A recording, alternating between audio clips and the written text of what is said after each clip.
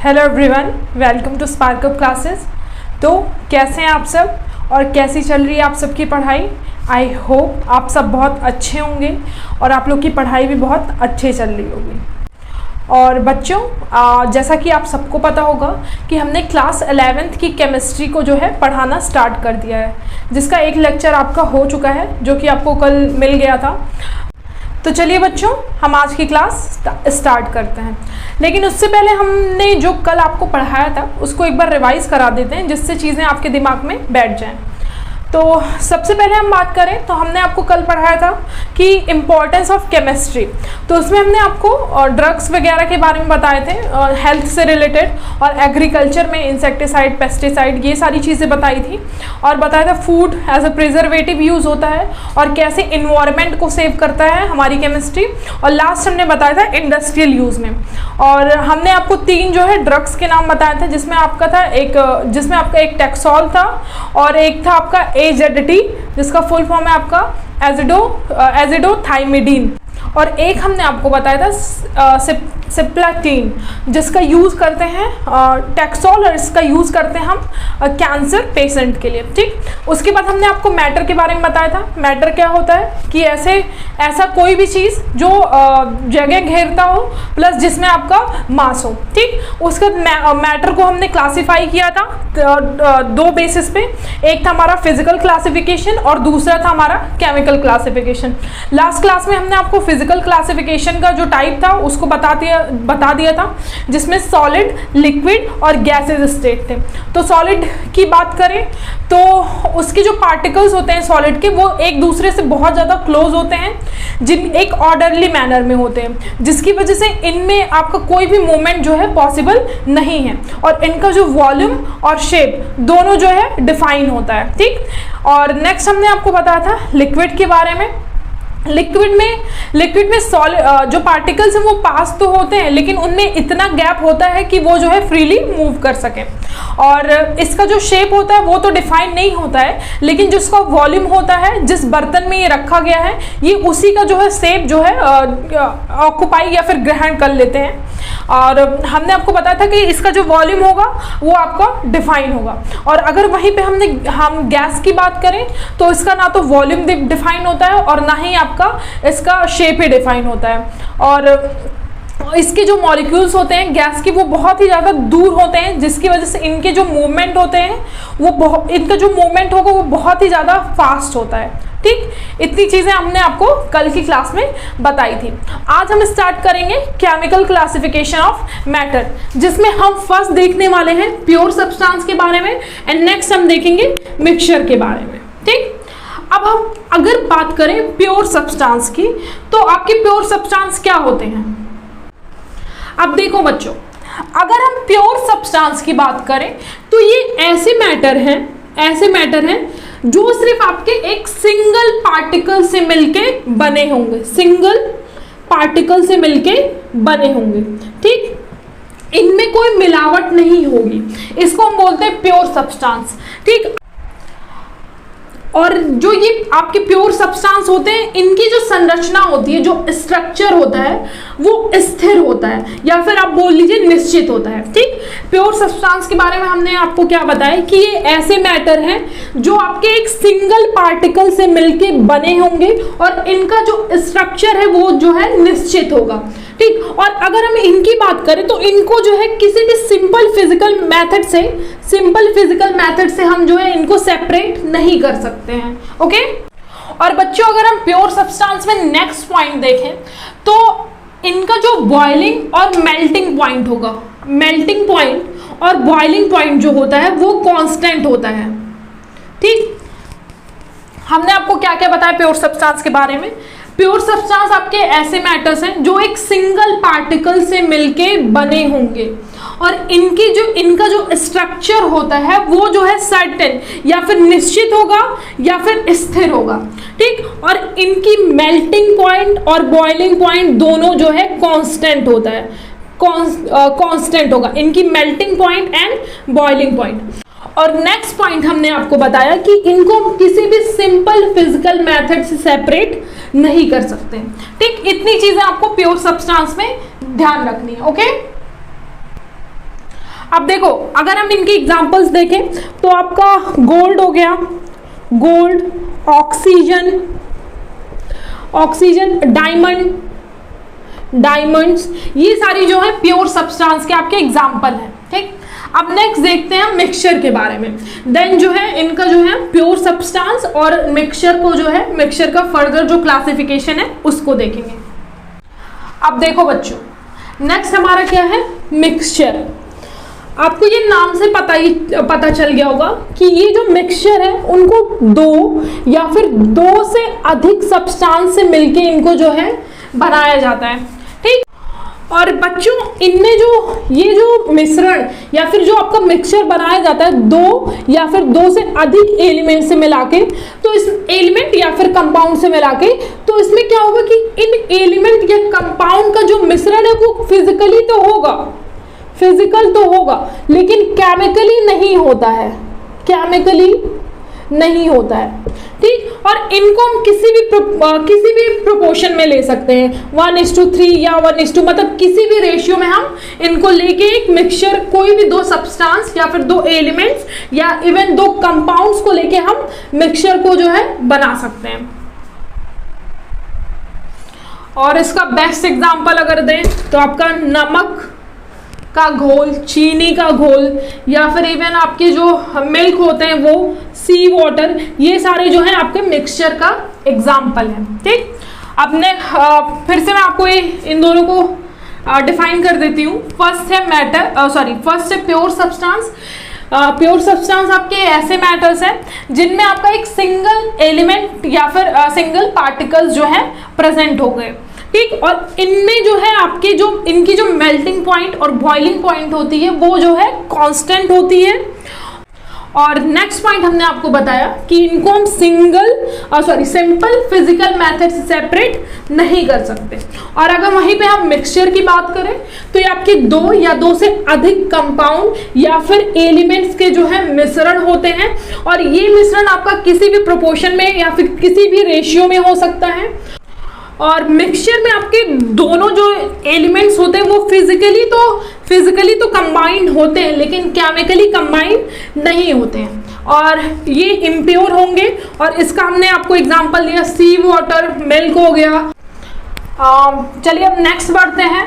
Next है हमारा pure substance का क्लासिफिकेशन। उससे पहले जितना हमने आपको इन दोनों के बारे में बताया पहले उसको लिख लेते हैं, देन हम आगे बढ़ेंगे। पहले सबसे हम प्योर सब्सटेंस के बारे में देखते हैं। A pure substance may be defined as a single substance which can not be separated by simple physical method. ठीक, एंड इसका एग्जांपल आपका गोल्ड, ऑक्सीजन एंड जो भी आपका जितने भी एलिमेंट्स होते हैं। ओके, अब नेक्स्ट है आपका मिक्सचर के बारे में। The combination of two or more than two elements. क्या बताया हमने आपको, combination of two or more than two elements or compounds which are not chemically combined together, which are not chemically combined, chemically तो combined नहीं हुए लेकिन physically ये combined होते हैं, टुगेदर इज कॉल्ड मिक्सचर। इसका एग्जांपल है आपका सी वाटर, मिल्क, सीमेंट वगैरह में। अब चलिए हम नेक्स्ट बढ़ते हैं, इनके जो प्योर सब्सटेंस और मिक्सचर के जो फर्दर क्लासिफिकेशन है उनको डिस्कस करते हैं। अब देखो बच्चों, फर्स्ट है आपका प्योर सब्सटेंस को हमने फर्स्ट जो क्लासिफाई किया है एलिमेंट एंड देन कंपाउंड में। अब अगर हम एलिमेंट्स की बात करें तो इनमें क्या होगा कि ये जो एलिमेंट्स होते हैं वो सिर्फ एक टाइप के पार्टिकल्स को जो है कंसिस्ट करते हैं। क्या बोला हमने कि एलिमेंट्स में सिर्फ आपका एक टाइप का पार्टिकल्स होगा, वो या तो एटम होगा या फिर आपका मॉलिक्यूल होगा। ठीक, अगर एटम की एग्जांपल्स देखें तो जैसे आपके जो हो गया आपका सोडियम, कॉपर, ये आपके एलिमेंट्स हैं किस फॉर्म में, एटम के फॉर्म में। और अगर वहीं पे हम हाइड्रोजन H2 गैस देखें या फिर ऑक्सीजन गैस देखें तो ये क्या हुए, आपके दो हाइड्रोजन एलिमेंट्स मिलके आपका हाइड्रोजन का जो है मॉलिक्यूल का जो है फॉर्मेशन कर रहा है। ठीक, तो हमने आपको क्या बताया कि एलिमेंट्स ऐसे मैटर या फिर ऐसे सब्सटेंस हैं जिनमें सिर्फ आपका एक टाइप का एक टाइप का पार्टिकल जो है कंसिस्ट करेगा, ठीक। वो या तो एटम होंगे या फिर मॉलिक्यूल्स होंगे। और एटम का हमने आपको एग्जांपल दिया metal, sodium metal, copper metal और भी बहुत सारे हैं, आप इतना ही ध्यान रखें। और मॉलिक्यूल्स में हमने आपको दिया hydrogen gas and oxygen gas. और बच्चों ध्यान देने वाली बात ये है कि ये जो एलिमेंट्स होते हैं उनको हम फर्दर डिवाइड नहीं कर सकते। फर्दर डिवाइड करके इनसे हम जो नए एलिमेंट या फिर मॉलिक्यूल्स का जो है फॉर्मेशन नहीं कर सकते, ठीक। इतनी चीजें आपको एलिमेंट्स में ध्यान रखनी है। अब देखो बच्चों, अगर हम कंपाउंड की बात करें तो कंपाउंड आपके ऐसे सब्सटेंस है जिसमें दो या फिर दो से अधिक एटम या मॉलिक्यूल्स प्रेजेंट होंगे। और ये बच्चों जो दो एटम्स या जो मॉलिक्यूल्स होते हैं वो आपके एक फिक्स्ड रेशियो में प्रेजेंट होते हैं, फिक्स्ड रेशियो में या फिक्स प्रोपोर्शन में जो है प्रेजेंट होंगे, ठीक। और हाँ, ध्यान देने वाली बात इसमें ये है, जिस तरह से हमने आपको इसमें बताया कि एलिमेंट्स को फर्दर जो है फर्दर डिवाइड नहीं कर सकते, लेकिन कंपाउंड्स को फर्दर डिवाइड करके इनके जो एलिमेंट्स है उनमें तोड़ सकते हैं, ठीक। इतनी चीजें बस आपको ध्यान में रखनी है एलिमेंट और कंपाउंड्स के बारे में। और हाँ बच्चों, ये जो कंपाउंड्स हैं उनको फर्दर क्लासिफाई किया गया आपका टू पार्ट्स में। एक तो आपका इनऑर्गेनिक है और सेकेंड है आपका ऑर्गेनिक कंपाउंड, ठीक। पहले हम इनके बारे में लिख लेते हैं। देखो एलिमेंट्स में क्या है, and elements consist of only one type of particles and these particles may be atom और मॉलिक्यूल्स। एग्जाम्पल सोडियम, कॉपर, जितने भी आपके मेटल्स हैं या फिर नॉन मेटल्स है या जो एम्फोटेरिक मेटल्स हैं, वो जो है आपके एलिमेंट्स के एग्जाम्पल हैं। पीरियोडिक टेबल में तो आपने पढ़ा ही होगा कि 118 एलिमेंट्स प्रेजेंट हैं, ठीक। अब नेक्स्ट है कंपाउंड्स के बारे में। Pure substance containing two or more elements combined together in fix proportion by weight.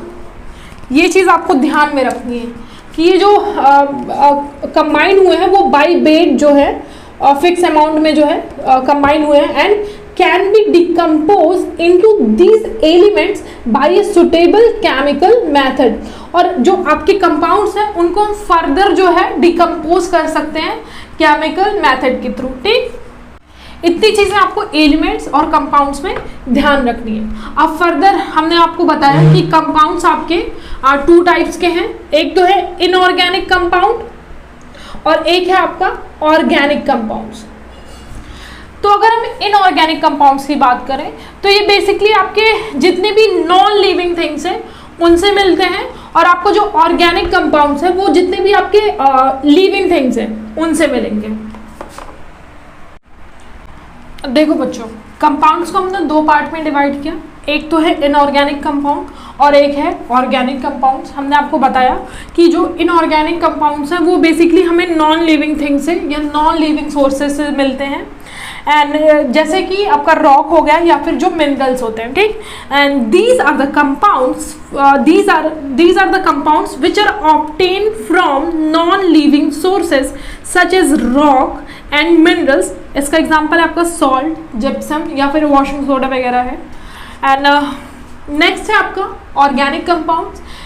ये आपको जितने भी लिविंग थिंग्स हैं जैसे आपके एनिमल्स हो गए या फिर प्लांट्स उनसे मिलते हैं। और ध्यान देने वाली बात इसमें ये है कि आपके जितने भी ऑर्गेनिक कंपाउंड्स हैं उनमें आपका जो है कार्बन जरूर प्रेजेंट होगा, ठीक। And these are the compounds from living things like plants and animals. All the organic compounds have been found to contain carbon as their essential constituent. इसका एग्जाम्पल आपका कार्बोहाइड्रेट, प्रोटीन, फैट, ऑयल्स है, ठीक। इतनी चीज़ें हुई आपकी compounds के बारे में।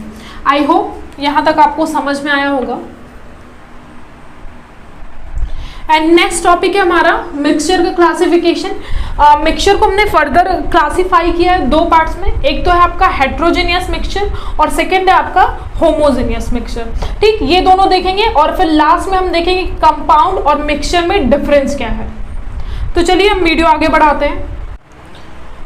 नेक्स्ट टॉपिक है आपका, जैसा हमने आपको बताया मिक्सचर के जो है मिक्सचर की क्लासिफिकेशन। मिक्सचर के बारे में हमने आपको बता रखा है कि मिक्सचर ऐसे मैटर्स हैं जिनमें जो है दो या दो से अधिक एलिमेंट्स जो हैं प्रेजेंट होंगे, लेकिन ये केमिकली कंबाइन नहीं करते। फिजिकली तो कंबाइन होंगे लेकिन केमिकली कंबाइन नहीं होंगे। ठीक, अब देखिए मिक्सचर को टू पार्ट्स में डिवाइड किया गया है, एक तो होमोजेनियस मिक्सचर और एक आपका हेट्रोजेनियस मिक्सचर। अब यहाँ पे होमो का मतलब होगा आपका होमो और हेट्रो। ठीक, आप समझिएगा इस चीज को। होमो का मतलब होता है सेम या फिर यूनिफॉर्म, और हेट्रो का मतलब होगा डिफरेंट या फिर नॉन यूनिफॉर्म। अब इन दोनों वर्ड से आपको अंदाजा लग ही गया होगा। देखो बच्चों, ये जो आपके होमोजेनियस मिक्सचर होते हैं उनमें जो आपके पार्टिकल्स होंगे या फिर जो यूनिट होती है वो एक दूसरे से जो है बहुत ज़्यादा सेम होती है। इसी वजह से इनकी कोई भी विजिबल बाउंड्रीज नहीं होती है, विजिबल बाउंड्रीज इनमें नहीं होती है, और इनका जो कंपोजिशन होता है वो यूनिफॉर्म होगा, यूनिफॉर्म इनका कंपोजिशन होगा, और हर एक पार्टिकल या यूनिट एक दूसरे के जैसे जो है दिखाई देते हैं या एक दूसरे की तरह होते हैं। ठीक, और अगर हम होमोजेनियस मिक्सचर का एग्जांपल दे तो इसका बेस्ट एग्जांपल है आपका चीनी का घोल। आप उसमें क्या देखेंगे, हर एक पार्टिकल, आप ये नहीं देखेंगे कि चीनी जो है अलग है और पानी का जो पार्टिकल है वो अलग है। उसमें जो सारे पार्टिकल्स हैं चीनी और पानी के जो है सारे यूनिफॉर्म होते हैं। और बच्चों अगर वहीं पे हम हेट्रोजेनियस मिक्सचर की बात करें तो इनमें क्या होगा, इनके जो पार्टिकल्स या फिर जो कंपोजिशन होता है वो एक दूसरे से बहुत ही ज़्यादा जो है डिफरेंट होता है, जिसकी वजह से इनकी जो बाउंड्रीज होती हैं वो विजिबल होती है। अब अगर इसका एग्जांपल दें हम आपको, तो आप रेत ले लीजिए और चीनी ले लीजिए, ठीक, और उसको किसी एक जार में लेके उसको हिलाइए, तो आप क्या देखेंगे कि जो रेत के जो पार्टिकल्स हैं वो जो है सैंड के जो पार्टिकल्स वो आपके जो है नीचे जाके बैठ जाते हैं, और जो आपका चीनी होता है वो रेत के ऊपर आके बैठ जाता है। तो इसको हम आसानी से जो फिजिकली जो है बहुत आसानी से जो है इसको सेपरेट कर सकते हैं। ठीक, आई होप आपको इन दोनों में जो है डिफरेंस क्लियर हो गया होगा। तो चलिए इस चीज को हम लिख लेते हैं। देखो होमोजेनियस मिक्सचर में क्या है, mixture is said to be homogeneous if it has a uniform composition। क्या बताया हमने आपको, uniform composition throughout and there are no visible boundaries of separation between the constituents। Okay, अब नेक्स्ट है हेट्रोजीनियस मिक्सचर के बारे में।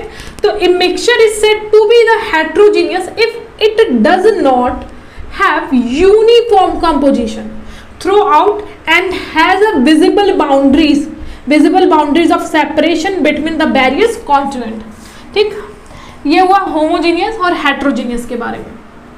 अब नेक्स्ट आता है, नेक्स्ट टॉपिक है कि हम मिक्सचर और कंपाउंड में कैसे अंतर करेंगे कि ये आपका मिक्सचर है और ये आपका कंपाउंड है। तो चलिए उसको देखते हैं और जानते हैं कि कैसे दोनों एक दूसरे से जो है डिफरेंट है।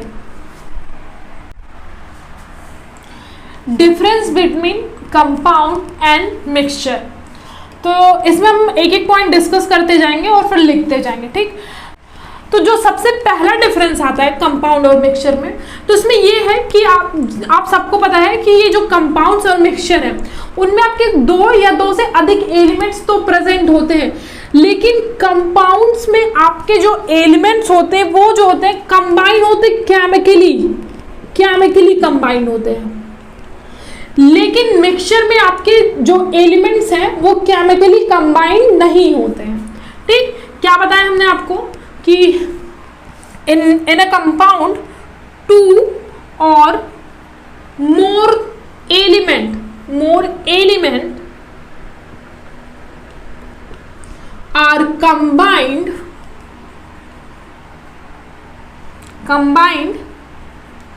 chemically, ये वो आपका फर्स्ट डिफरेंस। और इसमें क्या होगा, टू और मोर एलिमेंट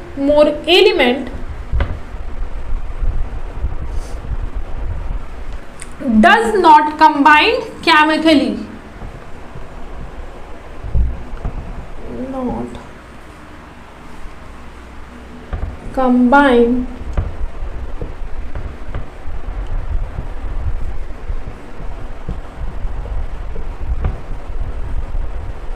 ठीक, ये हुआ आपका फर्स्ट डिफरेंस।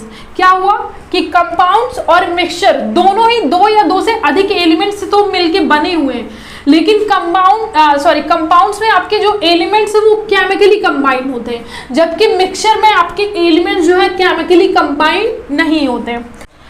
अब देखो बच्चों, नेक्स्ट डिफरेंस है कि आपके जो कंपाउंड्स में जो एलिमेंट्स प्रेजेंट होते हैं उनका एक फिक्स रेशियो होता है, वो एक फिक्स रेशियो में जो है प्रेजेंट होते हैं, लेकिन मिक्सचर में आपका कोई भी एक फिक्स रेशियो नहीं होगा, फिक्स रेशियो इनमें नहीं होता है। जैसे हमने एग्जांपल लिया था सैंड और चीनी का, जिनमें उसमें आपका कोई भी फिक्स जो है फिक्स रेशियो नहीं था। ठीक, तो चलिए इस चीज को हम लिख लेते हैं। इन compounds the elements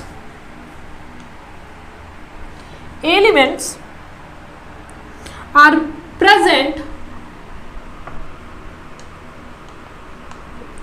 present in fixed ratio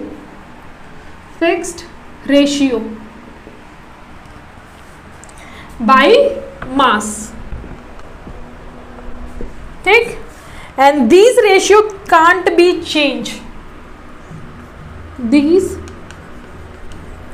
ratio cannot be changed, ठीक।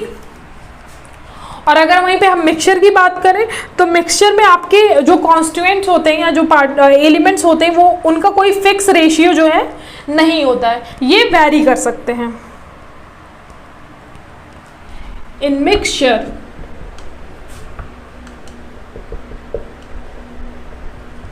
एलिमेंट्स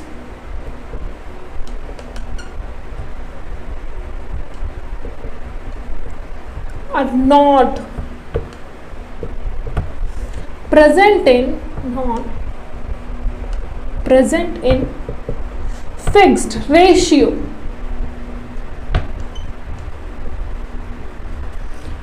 it can vary, ठीक, ये दो डिफरेंसेस हुए। अब नेक्स्ट है कि जो कंपाउंड्स होते हैं उनमें जो कॉन्स्टिट्यूएंट होता है वो उसको हम फिजिकल मेथड से सेपरेट नहीं कर सकते। क्या बताया हमने आपको कि जो कंपाउंड्स होते हैं उनमें जो आपके एलिमेंट्स प्रेजेंट होते हैं उनको हम फिजिकल मेथड से अलग नहीं कर सकते, लेकिन मिक्सचर में जो कॉन्स्टिट्यूएंट्स होते हैं उनको हम फिजिकल मेथड से इजीली अलग कर सकते हैं। ठीक, क्या बताया हमने आपको कि कंपाउंड्स में आपके जो एलिमेंट्स होते हैं उनको जो हम फिजिकल मेथड से सेपरेट नहीं कर सकते हैं। तो चलिए एक second. In a compound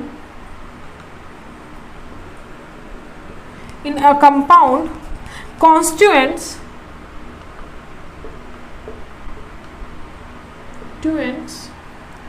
cannot be separated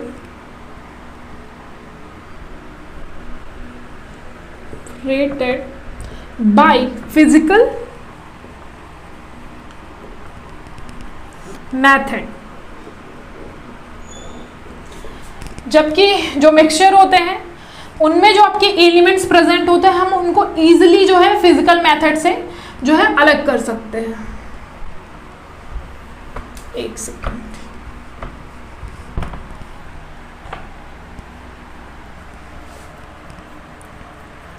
Constituent of mixture can be constituents of mixture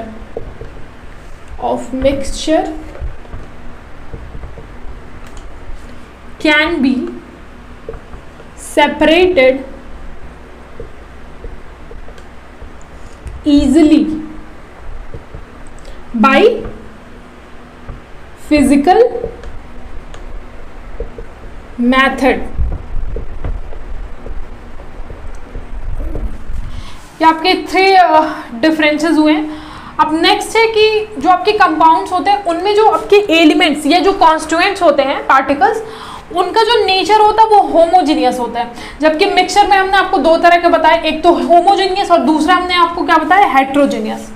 next difference है कि compounds are always homogeneous, always, that is they have the same composition throughout. और mixture में 2 type के हैं। Mixture क्या है, mixture में either homogeneous और हेट्रोजीनियस इन नेचर। और बच्चों कंपाउंड और मिक्सचर का जो लास्ट और इम्पॉर्टेंट पॉइंट है वो ये है कि जो कंपाउंड्स में जो एलिमेंट्स प्रेजेंट होते हैं इनकी आइडेंटिटी जो है लूज हो जाती है, ठीक। और अगर वहीं पे मिक्सचर की बात करें तो इनमें जो एलिमेंट्स प्रेजेंट होते हैं वो अपनी आइडेंटिटी जो है लूज नहीं करते हैं। क्या बताया हमने आपको लास्ट पॉइंट कि in compounds the constituent lose their identity, that is compounds are not show the characteristics of the constituent elements। और मिक्सचर में हमने आपको बताया कि अपनी आइडेंटिटी को जो है जो एलिमेंट्स होते हैं वो लूज नहीं करते हैं। In a mixture the constituents does not lose their identity, that is a mixture show the characteristics of all the elements। जितने भी एलिमेंट्स जो है मिक्सचर में प्रेजेंट होंगे वो जो है सब अपना अपना अलग जो कैरेक्टरिस्टिक्स है वो शो करेंगे, ठीक। आई होप बच्चों जितना भी हमने आपको आज की क्लास में बताया वो सारी चीज़ें आपको समझ में आई होंगी। एंड इसी के साथ मिलते हैं हम आपसे नेक्स्ट वीडियो में। Thank you.